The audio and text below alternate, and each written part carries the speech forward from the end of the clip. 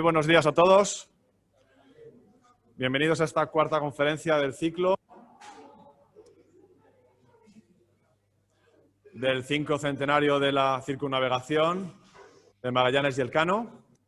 Hoy tenemos con nosotros a dos compañeros, ingenieros navales, que nos van a presentar lo que están haciendo en el sentido de replicar aquel viaje que hicieron Magallanes y Elcano, fundamentalmente que cerró Elcano, como ya sabemos por las presentaciones y conferencias anteriores, y que España en este contexto pues está liderando gracias a un grupo de ingenieros y de gente cercana al mundo del mar, que está replicando en estos 3 años, del 19 al 22, una odisea en toda regla, como os podéis imaginar, y más en el contexto que nos ha tocado vivir como consecuencia de la situación sanitaria. Entonces, os voy a presentar a las dos personas que van a proceder a la conferencia, a quienes agradezco. Aquí conmigo, pues, Diego Fernández Casado, y en línea tenéis ahí a don Luis Vilches.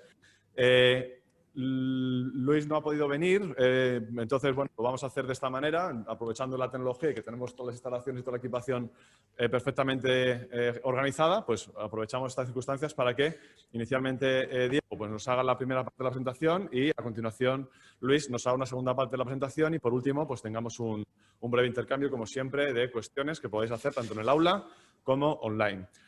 Os hago una breve reseña tanto de Diego como de Luis. Diego Fernández Casado es ingeniero naval por esta escuela y es MBA por el Instituto de Empresa. Es ejecutivo de la consultoría y servicios de tecnología con amplia experiencia internacional y especializado en tecnología digital e industria 4.0. De hecho, creo que el año pasado, ¿no? En alguna conferencia también sobre el tema de la transformación digital, etcétera, pues vino y nos puso un poco al día, ¿no? De cómo están todas estas cuestiones, ¿no? Actualmente es consejero en empresas del sector tecnológico y es nuestro decano territorial de Madrid del Colegio de Ingenieros Navales y Oceánicos de España. Colabora con varias entidades cuya característica principal es la preservación de la cultura y patrimonio cultural relacionado con la historia de España y también participa en varias iniciativas para promocionar la vela de alta competición en España. Y actualmente es miembro de la Junta Directiva de la Asociación de Amigos de Grandes Navegantes y Exploradores Españoles, ¿vale? Que de alguna manera es quien está detrás de esta presentación y del gran proyecto que os vamos a presentar. Muchas gracias, Diego. Y ahora también os presento a Luis y así luego hacemos más ágil la conferencia, aunque luego daré la palabra más adelante cuando termine Diego. También es ingeniero naval por esta escuela, es diplomado en psicología, alférez de navío del Cuerpo de Ingenieros Navales en la escala de complemento. Ha sido decano y presidente Navales durante 8 años, socio y consejero del Copa América durante presidente de la Unión Profesional de Colegios de Ingenieros de España durante 2 años y vicepresidente del Clúster Marítimo Español de la Real Academia de la Mar, su departamento técnico científico. Miembro también de la Real Liga Naval Española y presidente del Comité de Industrialización del Instituto de Ingeniería de España durante 6 años. Ha trabajado en diferentes sectores industriales, principalmente ligados con la actividad marítima, viajando por todo el mundo. Y es gran aficionado a la vela de crucero y regata, con más de 3.000 millas como patrón. Y actualmente, pues en esta conferencia también, pues está como representante, en el caso suyo, como vicepresidente de esta asociación que os he comentado antes. También, Luis, muchísimas gracias por tu participación y por bueno, atender a nuestra invitación. Y a continuación, sin más, para no excedernos... El paso a Luis. Y tú le das el paso... No, tú le das el paso a Luis, que empieza el primero. Ah, ¿empieza Luis? Sí, no sé por qué sí. tenía pensado que era al revés. Vale, pues Luis, pues entonces te voy a poner el micrófono. Muy bien. Para que... Perdón, el altavoz aquí, para que te escuchemos aquí. Voy a cortar el micrófono para que no se acople y de esa manera podamos escucharte bien. A ver, Luis, por favor, cuando quieras habla. ¿Me escucháis bien? Perfectamente. Y online también espero que sí, por favor, si alguien puede dar un feedback. Sí, ¿me escucháis? Online, por favor, alguien que conteste. Perfecto, muchas gracias. Pues David, ahora, se me oye, ¿no? se te oye. Cuando quieras, Luis. Conforme. Bueno, pues muchas gracias primero por la invitación para participar en esta ronda de conferencias sobre el 5º centenario de la circunnavegación. Como decía David, Diego y yo representamos a la Asociación de Amigos de Grandes Navegantes y Exploradores Españoles, AGNIE, que se creó en diciembre de 2015 con el objetivo de estudio y divulgación de la historia de los grandes navegantes, exploradores y descubridores españoles. Entender los motivos que les impulsaron, sus logros y las aportaciones positivas de sus múltiples éxitos y hazañas para la humanidad. queremos contribuir en estos momentos de zozobra e incertidumbre del sentimiento nacional a recuperar la imagen de la marca España en nuestro propio país y en todo el mundo, en unos tiempos en los que lo mejor de nuestra historia está siendo a veces denostada por algunos y la memoria de nuestros héroes olvidada. Pretendemos recobrar el orgullo de lo español resaltando y difundiendo los aspectos positivos de estas gestas sin dejar de analizar con un espíritu crítico positivista algunos puntos oscuros que sabemos que existieron. Hoy no nos vamos a referir a aspectos históricos sobre aquella vuelta al mundo, ya que han sido ampliamente glosados por los conferenciantes que nos precedieron en este programa de conferencias organizadas por la Escuela durante el obligado confinamiento por la pandemia que sufrimos.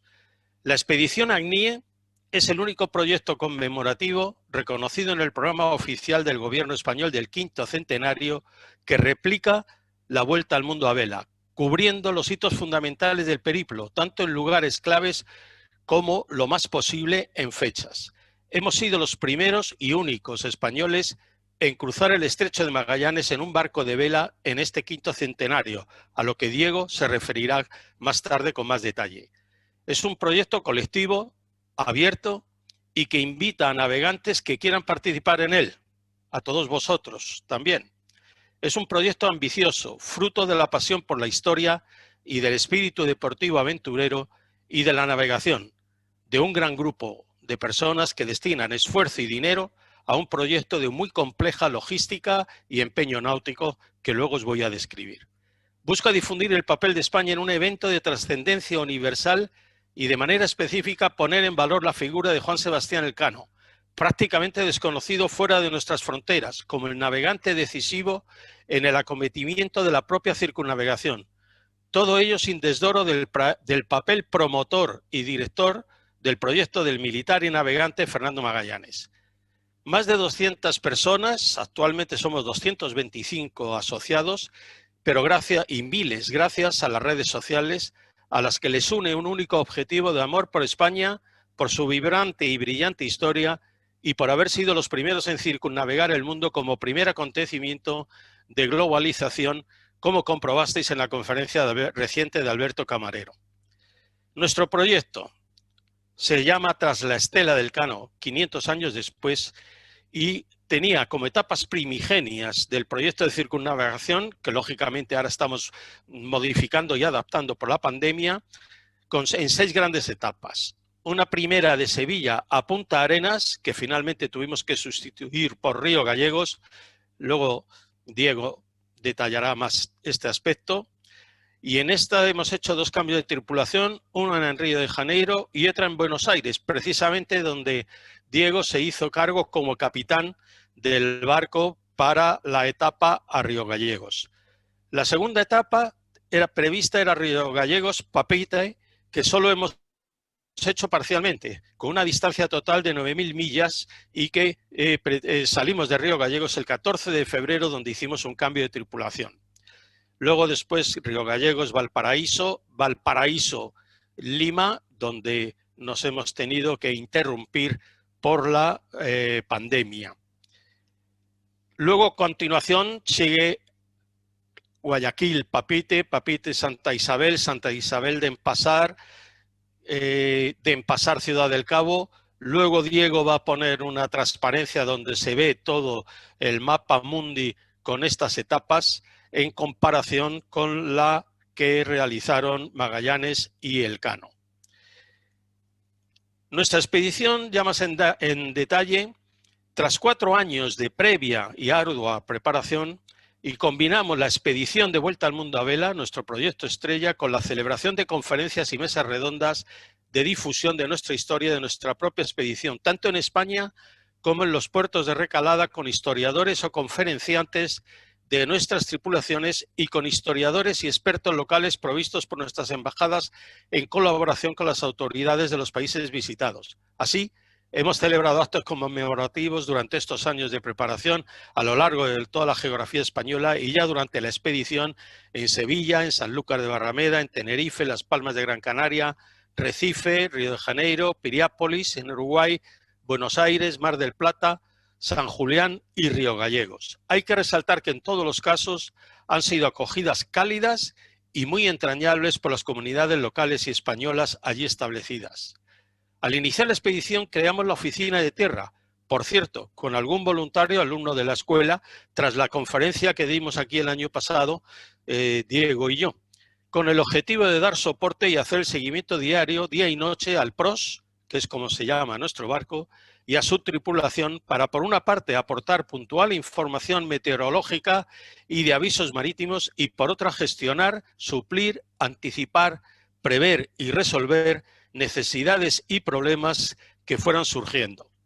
Nuestra expedición ha venido resultando tan potente y de tal interés que en nuestra travesía hemos venido consiguiendo con mucha generosidad la cooperación desinteresada de muchos colaboradores nacionales e internacionales que a título personal facilitaban la labor para encontrar marinas, gestiones administrativas sobre inmigración, reparaciones, y que han venido complementando la ayuda que hemos venido obteniendo de la Armada Española y a través de ella de la Armada de los países visitados y de nuestras embajadas y consulados que nunca podremos agradecer suficiente.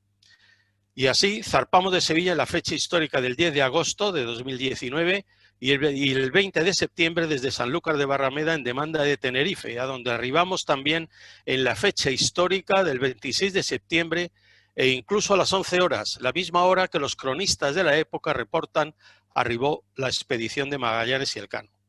Tras unos días zarpamos en demanda de Las Palmas de Gran Canaria, con objeto de coincidir con el buque escuela de la Armada Española Juan Sebastián Elcano y realizar una serie de trabajos a bordo previos a cruzar el Atlántico.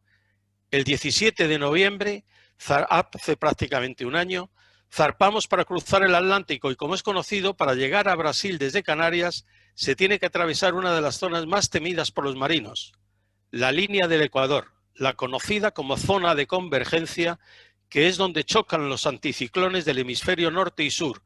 A veces se crean unas calmas mezcladas con tormentas terribles y los veleros se quedan semanas tirados, sin vientos, para poder avanzar. Y no solo te quedas sin vientos, sino que te sorprenden de forma repentina chubascos, rayos y centellas. Pero el PROS lo consiguió hacer en solo 4 días en una acción conjunta de búsqueda de información desde el propio barco y la oficina de tierra. Diego, en este caso, jugó un papel crucial aportando información casi cada hora al barco, comandado por nuestro presidente Pepe Solá, que está atendiendo esta conferencia también, por lo que he visto. En la travesía del Atlántico surgieron las primeras averías, el piloto automático, una de las neveras, el herraje del Pajarín, que nos condujo a tener que recurrir a buscar expertos, talleres y concesionarios que en las escalas siguientes fueron quedando resueltas. En Brasil, nuestra primera escala, tras cruzar el Atlántico, tanto en Recife como en Río de Janeiro, disfrutamos de condiciones muy ventajosas de atraques y soporte para solucionar las averías surgidas en el cruce del Atlántico, que aliviaron en gran medida el inicio de la expedición. En Uruguay, la embajada y su agregaduría de defensa, junto con colaboradores locales, resolvieron el atraque en Piriápolis ante la dificultad de hacerlo en Montevideo, con gestiones e incertidumbres sobre disponibilidad hasta un minuto. Las escalas en Argentina, en Buenos Aires, Mar del Plata, Bahía San Julián y la improvisada en Río Gallegos, que luego Diego referirá, se solucionaron ágilmente con la ayuda de la embajada y de los consulados, con atraques y fondeos razonables dadas las circunstancias y en las que se tuvieron que resolver también averías eléctricas y reponer una vela que se destrozó en un temporal, además de algunas otras averías menores. Esta etapa, con su relevo correspondiente de tripulación, estaba inicialmente prevista en Punta Arenas, justo en la entrada del Estrecho de Magallanes, pero dificultades y complejidades administrativas entonces desconocidas para nosotros y de bastante enjundia, que además traían aparejados impactos de costes exagerados y no previstos, y teniendo en cuenta que el PROS se encontraba en su cercanía, nos llevó a decidir la escala en Río Gallegos, ya al sur de Argentina, en sustitución de Punta Arenas, donde se procedió a hacer combustible y abarrote que pretendía ser suficiente para arribar a Puerto Montt y zarpar el 13 de febrero hacia la entrada del mítico Estrecho de Magallanes, que luego Diego nos contará. El barco reportó en su paso del Estrecho de Magallanes la avería del molinete del ancla y desde la oficina de tierra y ante la dificultad de conseguir planos y respetos, concluimos que en la escala de Puerto Montt había que desmontarlo y despiezarlo para encargar la fabricación y sustitución de las piezas y componentes rotos o averiados. La tripulación, con la ayuda de fabricantes expertos que aportó la Armada chilena, consiguió resolver la avería entre la escala en Puerto Montt y la de Valparaíso en Algarrobo, recuperando el molinete su eficaz funcionamiento. Los atraques en Puerto Montt y en Algarrobo fueron facilitados también con la ayuda de la Armada chilena, sin poder evitar del todo el entramado burocrático y administrativo de la obligatoriedad legislada de ser atendidos por agentes consignatarios autorizados. Pero de forma no igual, pero sí sobrevenida, como les ocurrió a Magallanes y Elcano, en Lima nos hemos visto obligados a interrumpir temporalmente la expedición, ya que la pandemia que ha inundado, tal cual tsunami y misericordia al mundo, no nos permitió continuar la navegación y el 27 de marzo arribamos al Callao, en Lima. La colaboración decidida de la Armada Española con la Armada Peruana nos facilitó poder dejar el PROS a buen recaudo en la Escuela Naval de Lima y debidamente custodiado. La ayuda de nuevo de la Embajada y su agregado de defensa facilitó, tras completar el mínimo plazo de cuarentena adicional al de la navegación desde Algarrobo, Chile, exigido por las autoridades sanitarias y de inmigración peruanas, repatriar a finales de marzo a la tripulación que volvió a Madrid a reunirse con sus familias sanos y salvos.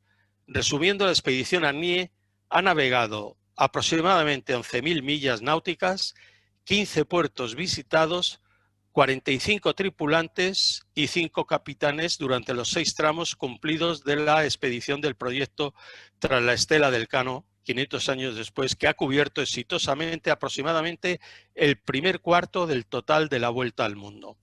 A continuación os quiero dar unas pinceladas sobre el aspecto de las tripulaciones, cuyo resumen es como sigue.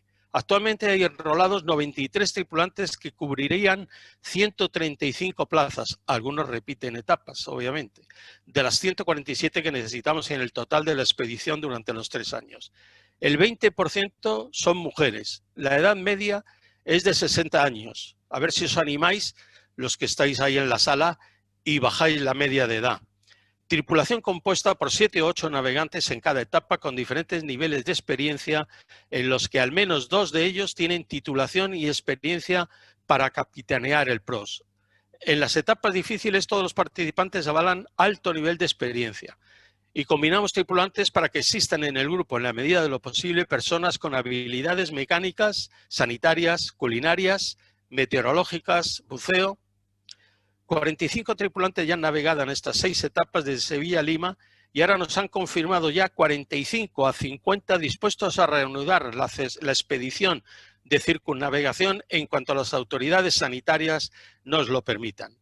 Y en enero un equipo de 3-4 personas viajarán a Lima. Iberia ya ha abierto los vuelos para hacerse cargo del barco y revisarlo para ponerlo a son de mar y trasladar el PROS a Guayaquil, donde pasará una gran varada y revisión completa de equipos, jarcia, aparejos y velas, y estar preparados para cruzar el Pacífico, primero en demanda de las Islas Galápagos y enseguida continuar hacia la isla de Guam, la de los ladrones, y terminar llegando a Mactán, en Filipinas, donde Magallanes, como sabéis, fue abatido, lanceado por una tribu hostil. Desde el principio quisimos poner atención a los riesgos en las relaciones interpersonales a bordo, teniendo en cuenta el hecho de colocar 7 u 8 personas confinadas. ¿Os suena a el ahora archiutilizado y tremendo palabra? Confinadas. Durante varias semanas compartiendo tareas en el espacio reducido que es un velero. Diseñamos un proceso de selección con la ayuda de un psicólogo, miembro de la Junta Directiva, que nos permitiera conocer a los aspirantes, sobre todo respecto a su fortaleza emocional, facilidad de convivencia y bajo perfil de conflictividad. Esto lo evaluamos mediante entrevistas personales y unos test de personalidad y la observación de comportamientos durante los entrenamientos. Estos entrenamientos, que consisten en 3 días ininterrumpidos de navegación sin escalas, sirven además para asegurar una formación práctica respecto a la seguridad y prevención de accidentes en el mar. Y también nos informan sobre las habilidades náuticas de los candidatos y algo muy importante, pueden hacerse la idea de lo que serán 30 días de navegación y decidir participar con más bases de realismo sin tocar puerto. También impartimos formación a los capitanes para que pudieran intervenir con habilidad en las interacciones de los navegantes. Todos firman un documento a modo de decálogo, un compromiso tangible de convivencia y sobre su estado médico, que también incluirá vacunación y test anti-COVID-19.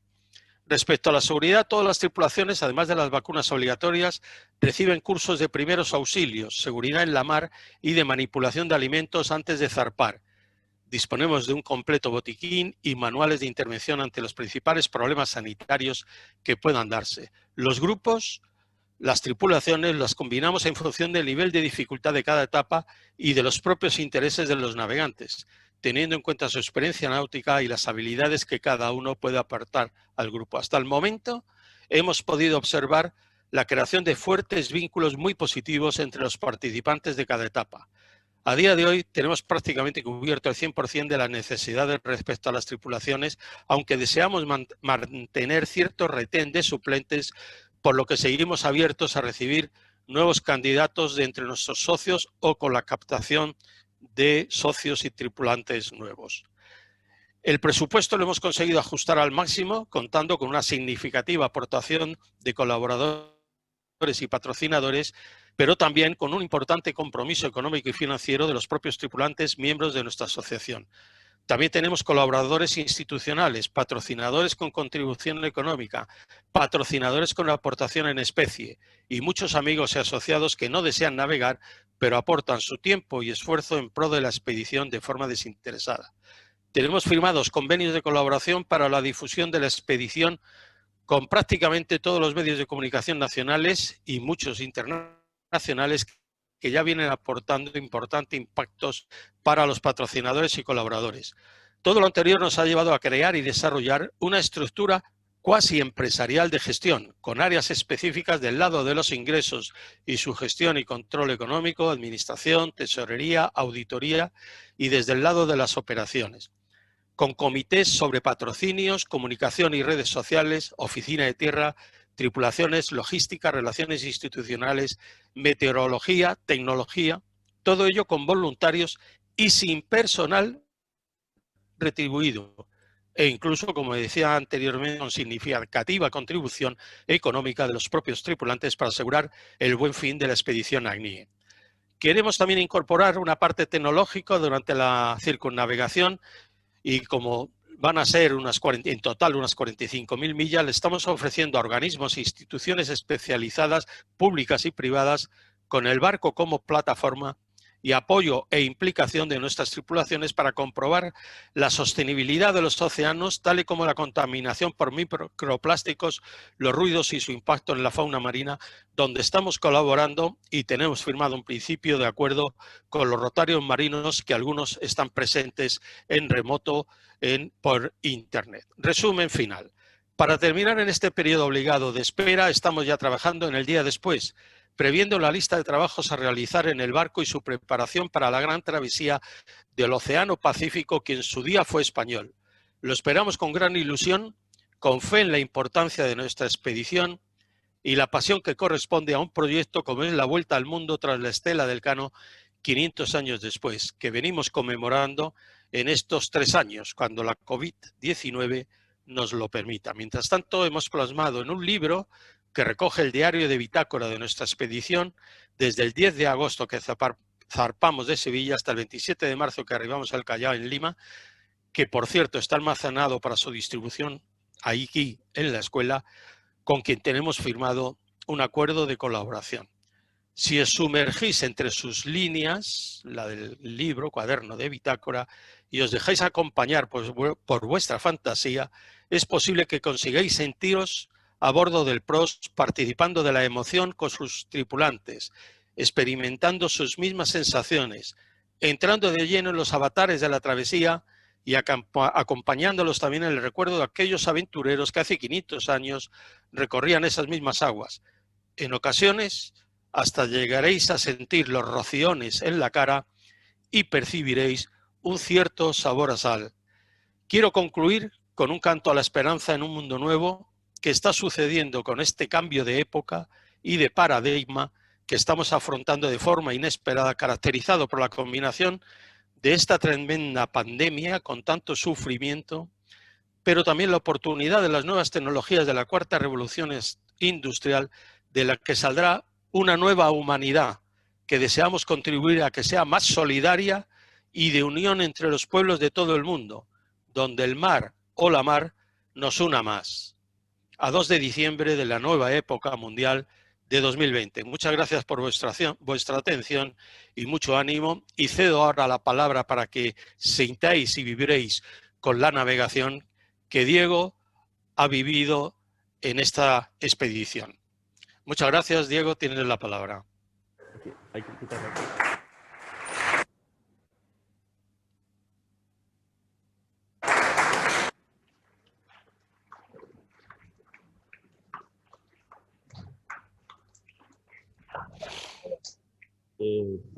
A ver cómo puedo poner compartir pantalla.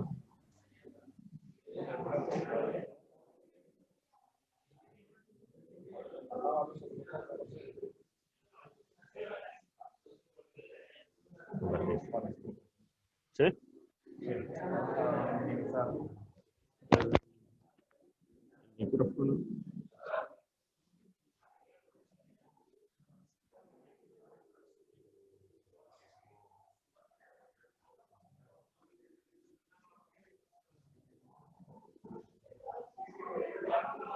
A ver, sí.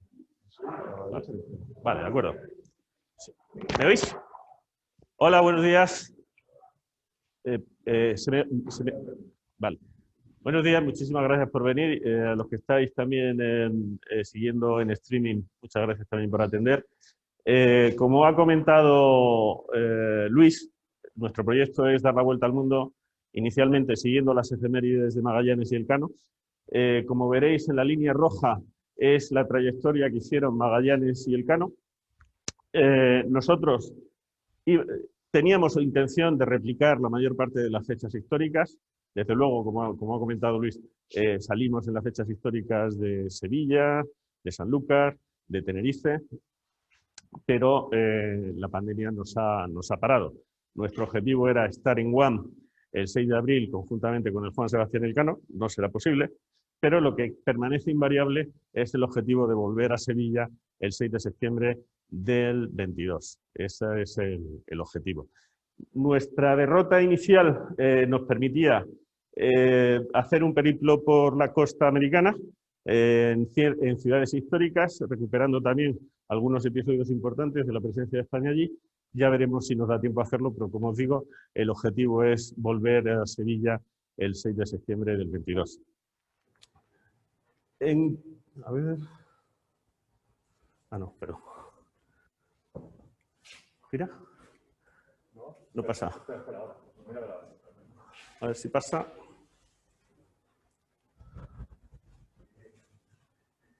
Ahora. Ahora se ha puesto en negro. Sí, si le doy a la derecha. No le da. Ah, no, este de aquí arriba. ¿Este de aquí arriba? A ver. Ahí. Bueno, ¿en qué lo vamos a hacer? Pues lo hacemos en un ketch, un barco de 2 palos, que tiene una eslora de 21 metros, 5,1 de manga, tiene calado variable, tiene una orza abatible que nos lleva a un calado de 3 metros máximo y 1,8 con la orza recogida. Normalmente vamos a ir entre 6 y 8 tripulantes. El barco tiene capacidad para más, pero hemos decidido que por razones también de convivencia y de amplitud, dado que van a ser navegaciones largas, nos vamos a mantener en eso, entre 6, 7, 8. Y bueno, pues durante cada una de las etapas iremos rotando la mayor parte de la tripulación. ¿Qué es lo que yo hice? Como decía Luis, ¿en qué parte hemos hecho desde enero, final de enero de este año hasta marzo? Pues empezamos en Buenos Aires, luego iré detallando cada una de las recaladas que hicimos. Hicimos el Atlántico Sur, Estrecho de Magallanes, los canales patagónicos, costa chilena y desembarcamos en Algarrobo. Algarrobo es un puerto cercano a Valparaíso, el objetivo inicial era Valparaíso, pero por recomendación de la Armada chilena decidimos que la recalada era en Algarrobo, donde estuvimos con muchas facilidades. En Buenos Aires la verdad es que nos trataron fenomenal, aprovechamos el tiempo en el Jazz Club argentino para hacer reparaciones. El barco ya venía del cruce del Atlántico y venía con algunas reparaciones pendientes, el frigorífico no funcionaba, necesitamos hacer una trinqueta nueva, que la verdad es que no la hicieron en un tiempo récord, en 3 días, y también teníamos un problema eléctrico, teníamos un problema con las baterías, no conseguíamos tensión suficiente, después de darle muchas vueltas decidimos cambiar la mitad del banco de batería, luego veremos que puso también un problema. Aprovechamos el tiempo mientras estuvimos haciendo estas reparaciones para hacer y dar una conferencia en la Embajada de España en Argentina, junto con historiadores argentinos que también colaboraron con nosotros. Y bueno, también aprovechamos para recibir visitas y el cariño de muchas personas que estaban siguiendo el proyecto en Buenos Aires. Cuando salimos de Buenos Aires, bueno, la navegación en el Río de Plata, os tengo que decir que fue a través de un canal en que a las pocas millas nos dimos cuenta que la norma era ir por fuera del canal, porque el canal era para los buques mercantes y de pasaje que venían con muchísima intensidad, y entonces nosotros lo que hicimos fue apartarnos, e íbamos por el lateral del canal. También, durante el tiempo que estuvimos en Buenos Aires, aprovechamos para charlar con los navegantes locales, los regatistas del Jazz Club argentino, y desde luego nos dieron algunas pistas y algunas recomendaciones de cómo manejarnos. Siempre nos decían, sed prudentes, conservar el barco. Allí se producen vientos muy violentos y que aparecen muy rápidamente, fenómenos locales muy rápidos, como por ejemplo el Pampero. Entonces nosotros durante la noche decidimos hacer una navegación conservadora y normalmente íbamos con el Génova y la Mesana y si veíamos que era necesario con una punta de motor para apoyar. En Buenos Aires no pudimos hacer reabastecimiento de combustible, no había facilidades, no hay gasolinera en el club, entonces nos ofrecían hacerlo mediante bidones, eso era impracticable, y decidimos ir a Mar del Plata, donde sí había una estación mediante un camión, había un muelle que mediante un camión nos podía abastecer, porque es un puerto pesquero y entonces allí había más facilidad para hacerlo. Seguíamos teniendo problemas con las baterías, incluso llegó un momento en que la caída de tensión era tan importante que nos daba problemas para mantener la electrónica, con lo cual apagamos casi todos los sistemas. Cuando al final en Mar del Plata decidimos cogernos un coche, alquilar un coche, ir a Buenos Aires, comprar las otras 6 baterías que no habíamos comprado y cambiar el banco entero. Entonces ya a partir de ahí desaparecieron los problemas. Por lo tanto, recomendación. Cuando cambiéis baterías en un barco, cambiarlas todas, no de una en una. Luego, para entrar en el Mar del Plata tuvimos problemas desde el punto de vista de tiempo, o sea, se nos complicó el tiempo, tuvimos alguna noche con vientos de 30 y 30 y tantos nudos, en el que además la mayor se nos salió del Lazy, pasamos un rato un poquito entretenido, no fue un rato agradable. Y aprovechamos para terminar en Mar del Plata las reparaciones que teníamos previstas. Tuvimos que hacer también una purga de los depósitos de combustible, el frigorífico no conseguimos arreglarlo. Y bueno, lo que sí os tengo que decir es que el recibimiento en Mar del Plata también fue cariñosísimo. Nos estaba esperando la vicecónsul de España en el sur de Argentina. Nosotros llegamos yo creo que a las 10 de la noche.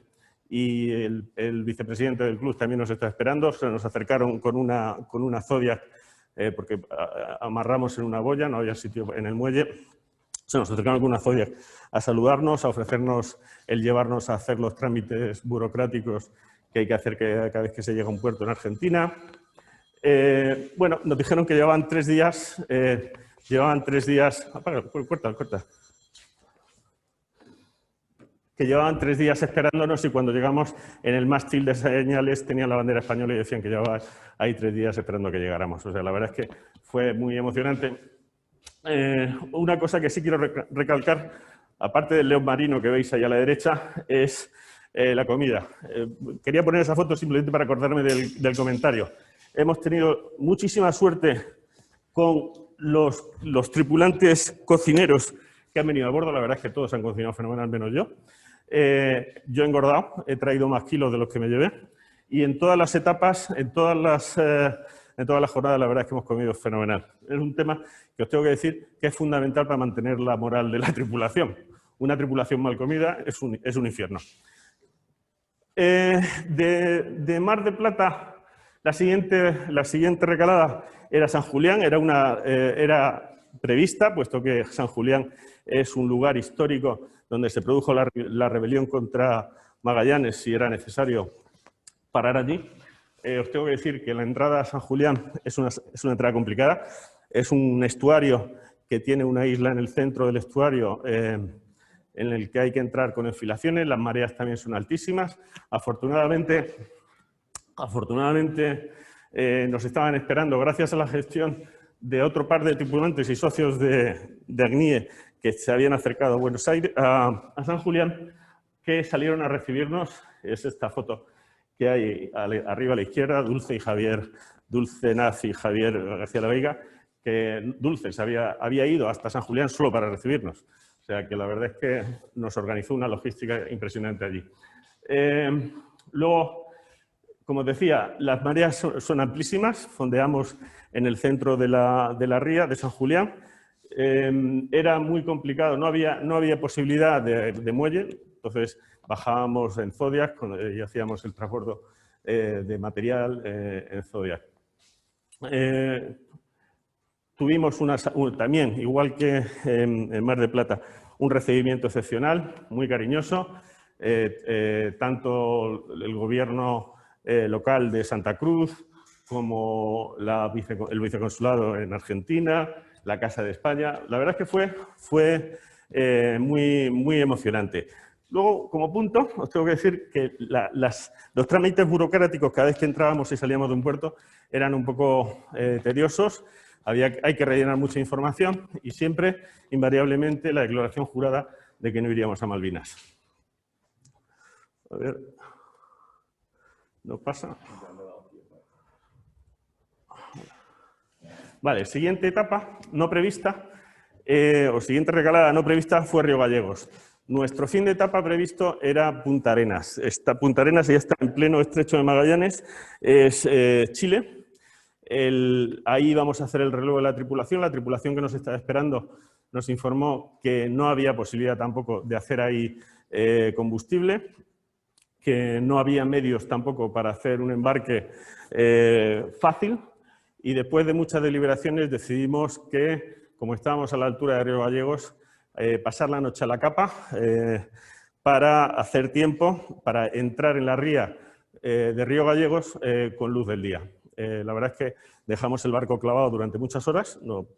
La verdad es que fue una maniobra que estuvo muy bien, nos permitió descansar. Y cuando entramos a la ría de Río Gallegos, igualmente nos estaban esperando para guiarnos por la zona de poco calado, o sea, para evitar la zona de poco calado. También salieron con lanchas a buscarnos. Y os tengo que decir que lo que más nos sorprendió es la amplitud de la marea que había en Río Gallegos. Como veis en esta foto, aquí el barco lo tenemos prácticamente al nivel del muelle. Era un muelle muy precario, estaba sin uso, pero era un sitio donde nos podíamos acercar para hacer el avituallamiento, el cambio de tripulación y poner el combustible y agua. Finalmente, bueno, pues cada vez que hacíamos una maniobra de estas teníamos que irnos rápidamente al centro de la ría a fondear porque las amplitudes de marea eran de 14 metros. O sea, os podéis imaginar, desde ese nivel, 14 metros más abajo, no se ve bien en esta foto porque aquí se ve un poquito más oscura, pero esta era la amplitud, o sea, el barco se quedaba seco. Bien, pues igualmente una recepción impresionante, también con medios, haciéndonos entrevistas, preguntándonos el motivo de nuestra aventura y también una recepción estupenda en el que también pues una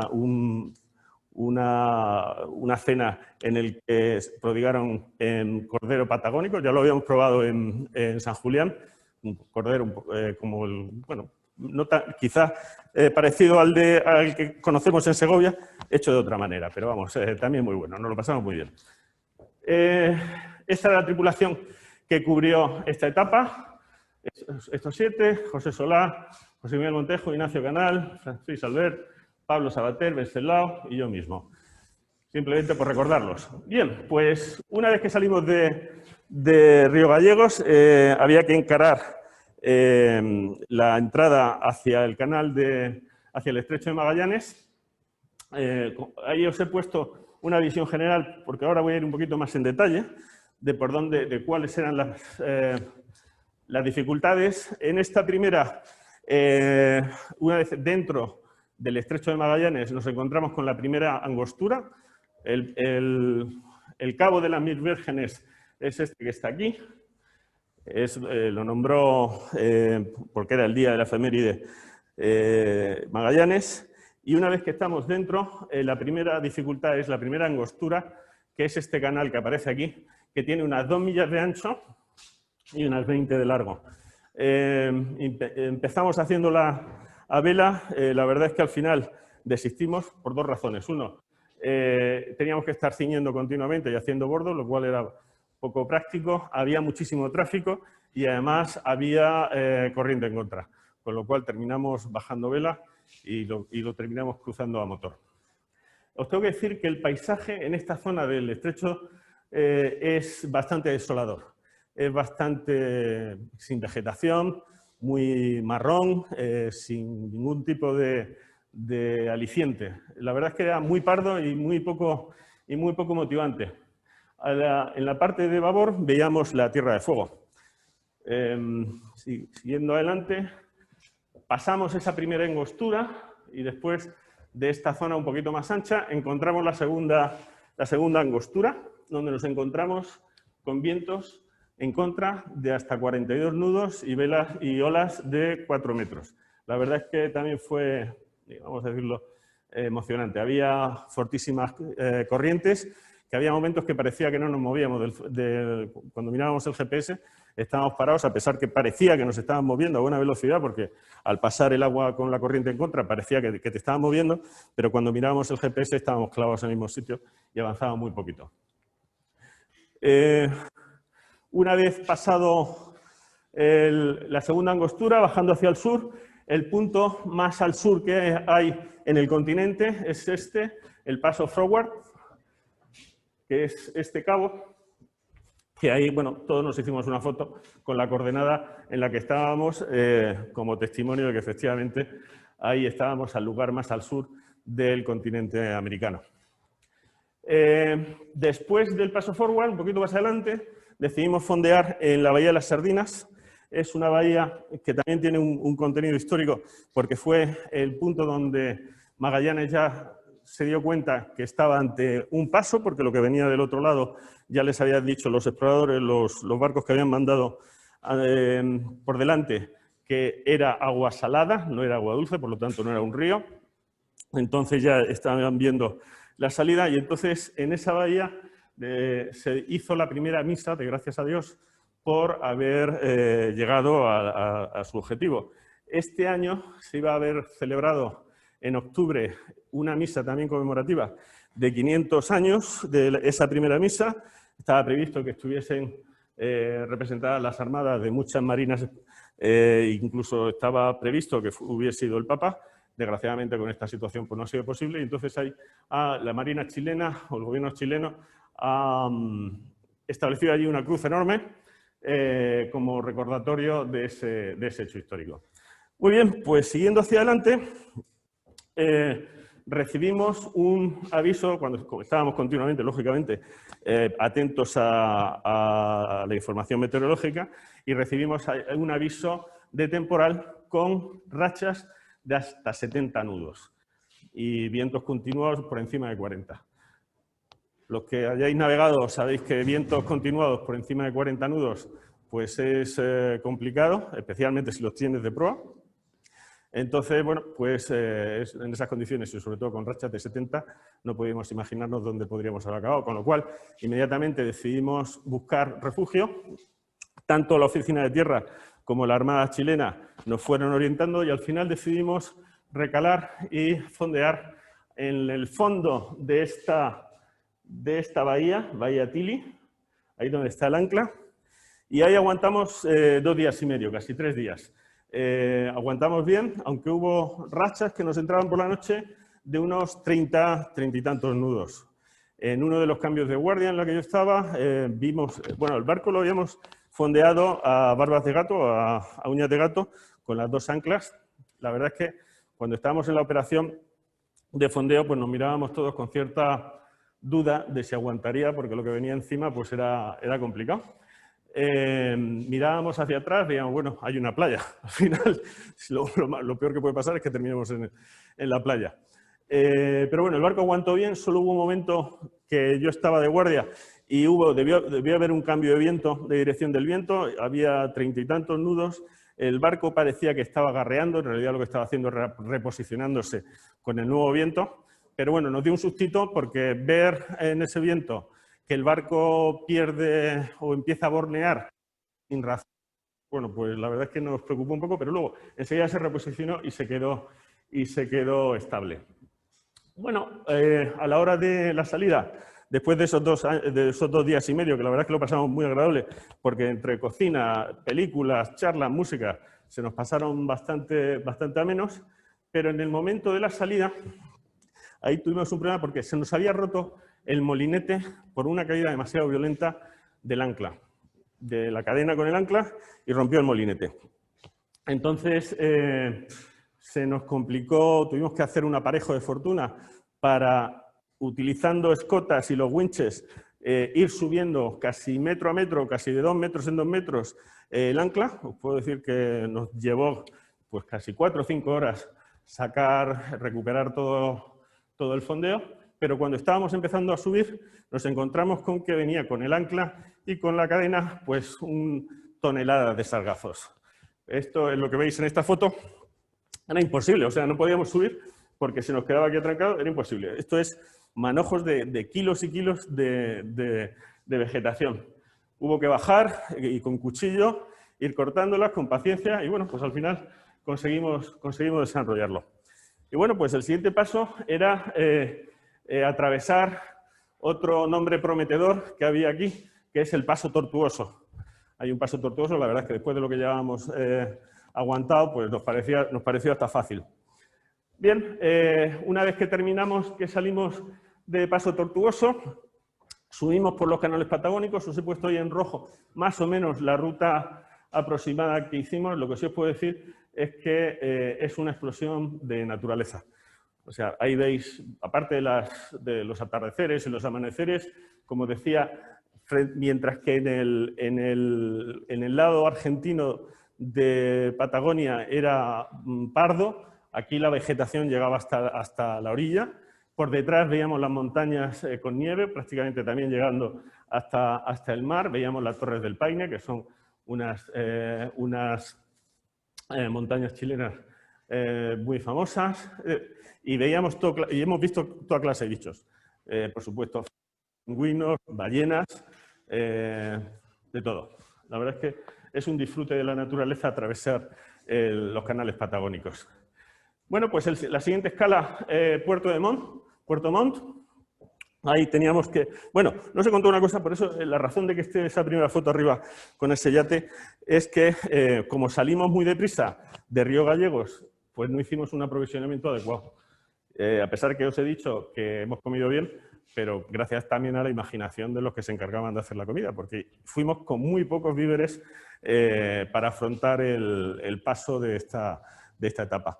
Entonces hubo un momento en el que nos habíamos cruzado 2 o 3 veces con ese yate y ante la penuria que teníamos de comida, pues decidimos echarle cara. Le llamamos por radio: oye, mira, tenemos este problema, ¿nos podríais ayudar? Nosotros llevamos mucho aceite, nos han regalado muchísimo aceite amigos y seguidores de Andalucía, y pues le ofrecíamos cambiarle por aceite de oliva la comida que nos pudieran dar. Y la verdad es que se portaban fenomenal.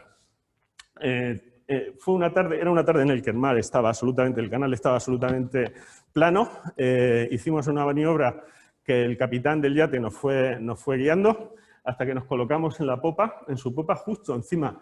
Teníamos nuestro balcón de proa justo encima de su plataforma de popa, y nos pasaron 6 bolsas de comida, con la cual, bueno, nos pasaron de todo. O sea, una pierna de cordero, fruta, jamón, pescado. La verdad es que se portaron fenomenal. Luego, cuando nos los encontramos en Puerto Montt, fuimos y les dimos las gracias y les dimos unas cajas de aceite que yo creo que agradecerían.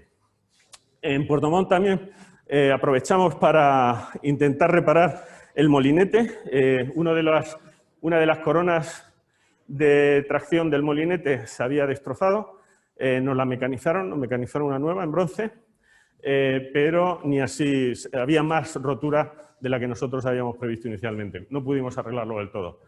La Armada chilena se portó con nosotros también fenomenal, nos hizo una recepción, nos invitó a comer, tuvimos una charla muy animada y bueno, pues a la hora de la salida, quizá a destacar la salida a través del canal de Chacao. Está al norte de la isla de Chiloé. Esta de aquí es la isla de Chiloé. Es una isla famosa por sus casas en forma de palafitos. Es una zona muy turística y muy bonita. Y del canal de Chacao lo que os puedo decir es que es un canal que tiene una vez más, muchísima intensidad de corriente, hasta el punto que hay puntos o hay momentos del día en el que llega a haber 14 nudos de corriente. O sea, eso es imposible de remontar. Entonces, teníamos que planificar nuestra salida de Puerto Montt para coger la corriente a favor.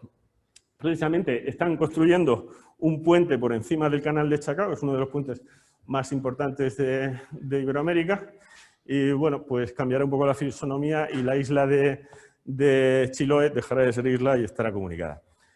Bien, pues finalmente Algarrobo fue nuestro punto final, donde nos esperaba o donde íbamos a hacer el cambio de tripulación. También la Armada chilena nos ayudó y nos dio consejo de amarrar en Algarrobo mejor que en Valparaíso. Ahí también nos ayudó a terminar de reparar la avería que teníamos en el molinete. Y por último, estuvimos en la Embajada Española en Santiago de Chile, pues también nos recibió el embajador y bueno, pues la verdad es que también pasamos ahí un día muy agradable. Y bueno, ahí fue donde paramos. Esta tripulación paró para ser relevados por la tripulación que tenía que haber llevado el barco desde Algarrobo hasta Guayaquil, que como ha comentado Luis, quedó suspendida en Callao debido a la pandemia. Muy bien, pues muchísimas gracias por vuestra atención. Ahora abrimos un turno de preguntas, ¿verdad? Gracias.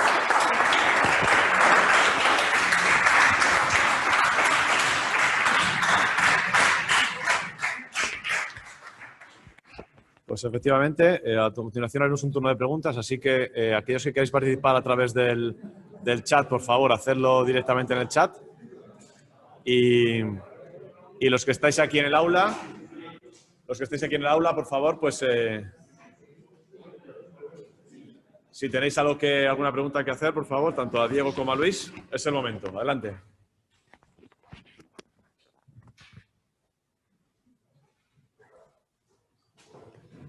Gracias, Luis. Ya se conecta Luis. Voy a poner altavoz para que te oigamos. Aquí estoy, aquí sigo. Vale, perfecto.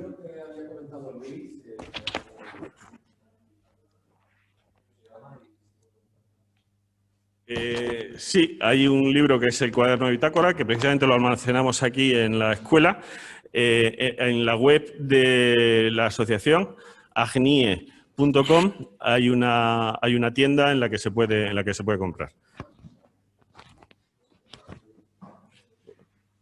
¿Alguna pregunta más? ¿Hay alguien que se quiera enrolar en las etapas que hay en la Polinesia? ¿No queréis ninguno? ¿O lo perdéis, eh?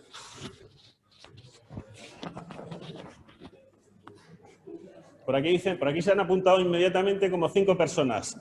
Y aquí no queréis ninguno. No sabéis lo que os perdéis. No sé si después de lo que has contado. A ver, para ahí otra pregunta. ¿La travesía de la Polinesia? Bueno, la siguiente etapa está prevista llevar el barco a Guayaquil. Guayaquil, el gobierno de Ecuador requiere que el barco esté limpio de fondos para ir a Galápagos. De hecho, tenemos prevista una parada en Galápagos y vamos a poner una placa en conmemoración del español, que era un señor, me parece Bernabé de Soria o algo así, de un pueblo de Soria, que descubrió Galápagos, y desde ahí se va a Papete. Entonces, la siguiente etapa me parece que es Papete Santa Isabel, Guam, Guam Mactán y luego Mactán Bali. Esa es Polinesia, Filipinas, Indonesia. ¿Cuánto? Normalmente las etapas son de unos 20 días más o menos. Quizá la más larga sea la travesía del Pacífico desde Guayaquil a Papete, que van a ser unos 40 y tantos días más o menos. Pero el resto más o menos son del orden de unos 20 días cada una de las etapas, más o menos. Hay algunas que son un poquito más, un poquito menos, pero ese es el entorno.